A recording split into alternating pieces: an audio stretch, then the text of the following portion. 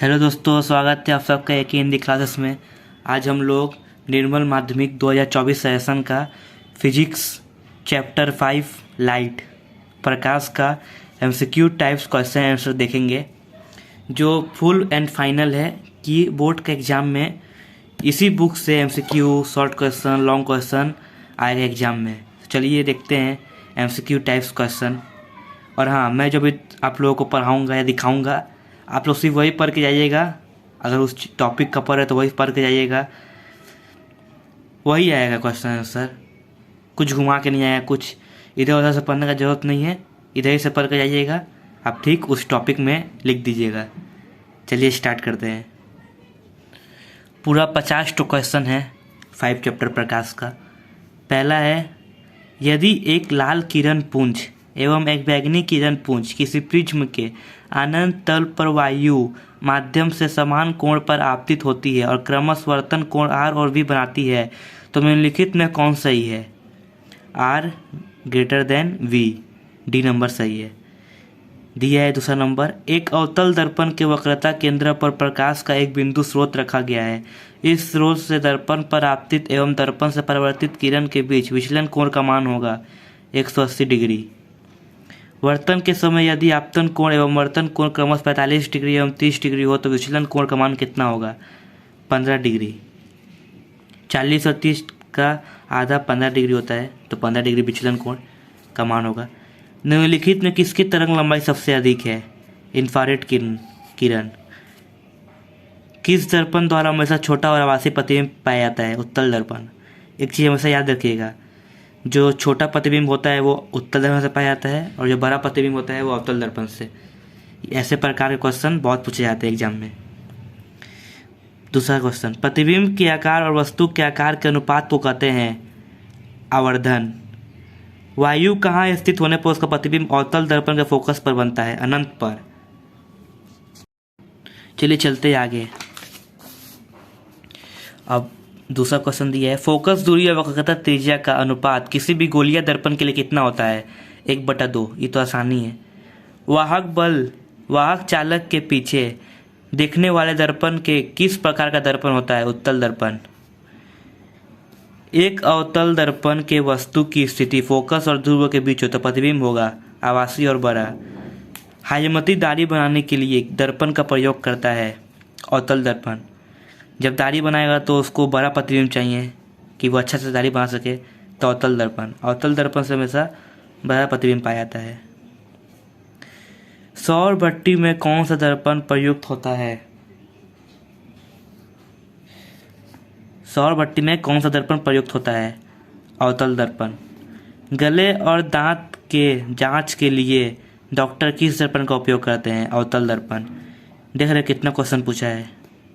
किसी वस्तु का बड़ा प्रतिबिंब पाने के लिए प्रयोग में लाया जाता है अवतल दर्पण। एक गोलीय दर्पण की वक्रता 40 सेंटीमीटर है, उसकी फोकस दूरी होगी उसका आधा, 40 का आधा 20 सेंटीमीटर। एक समतल दर्पण की फोकस दूरी होती है अनंत।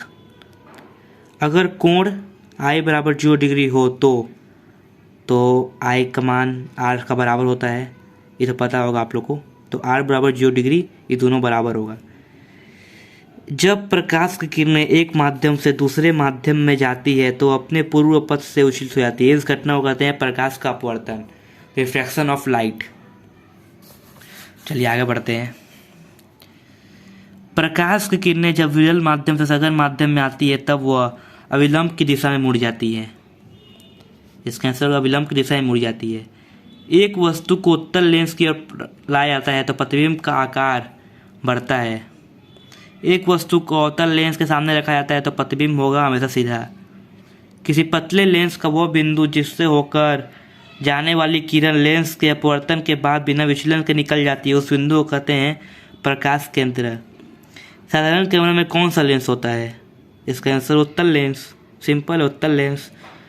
प्रकाश के किस राशि में परिवर्तन नहीं होता है? जब वह एक माध्यम से दूसरे माध्यम में जाती है। आवृत्ति। किसी वस्तु का प्रतिबिंब आँख के किस भाग पर बनता है? रेटिना। वस्तु का प्रतिबिंब रेटिना पर बनता है। सामान्य दृष्टि वाले युवा के लिए स्पष्ट दृष्टि की न्यूनतम दूरी होती है 25 सेंटीमीटर।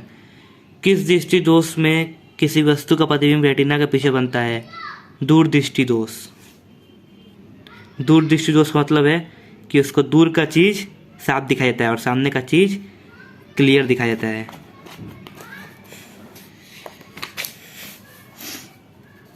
जब श्वेत प्रकाश किसी प्रिज्म से होकर गुजरती है तो वह अपने अवयवी रंगों में टूट जाती है। इस घटना को कहते हैं वर्ण विक्षेपण। किसी कण पर पड़कर प्रकाश के अंश के विभिन्न दिशाओं में छिटकने को कहते हैं प्रकाश का प्रकीर्णन। किसी प्रिज्म के वर्ण विक्षेपण होने पर सबसे कम विचलन किस रंग का प्रकाश का होता है? लाल। नेत्र लेंस के फोकस दूरी को बदलने का काम करता है सिलियरी पेशिया। सामान्य आँख के लिए दूर बिंदु कितना होता है? अनंत। दृश्य स्पेक्ट्रम के किस रंग की किरण का तरंग दैर्घ्य का मान सर्वाधिक होता है? लाल। मानव नेत्र का वो भाग जो स्पर्श दृष्टि के लिए संवेदना उत्पन्न करता है फोविया स्टेनलेस।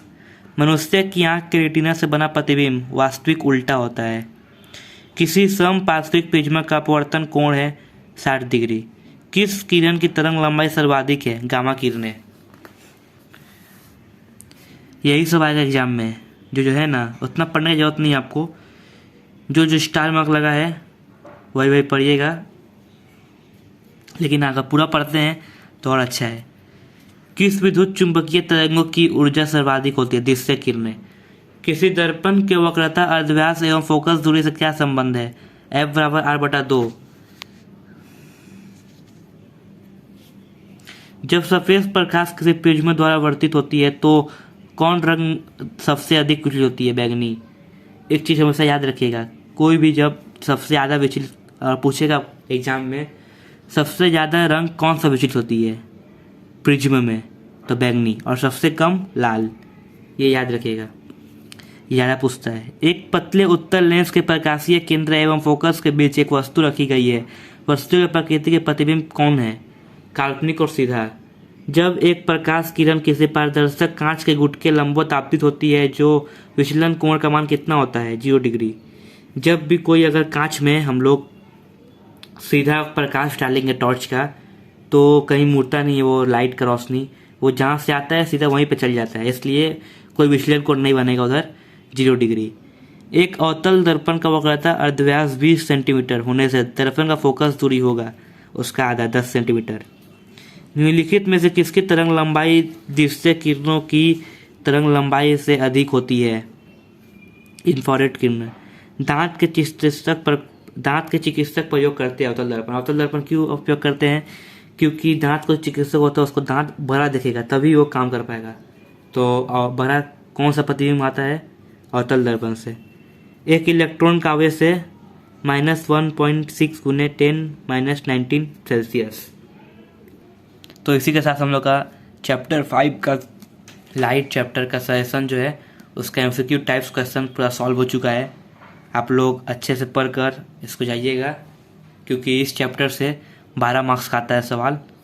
इसका नेक्स्ट पार्ट में मैं लाइट चैप्टर का short question and long question answer बनाऊंगा वीडियो। इसके लिए चैनल को प्लीज़ सब्सक्राइब कीजिए और अपने दोस्तों को शेयर कीजिए, और आपको अगर वीडियो अच्छी लगे तो प्लीज़ लाइक कीजिए। चलिए मिलते हैं अगले वीडियो में।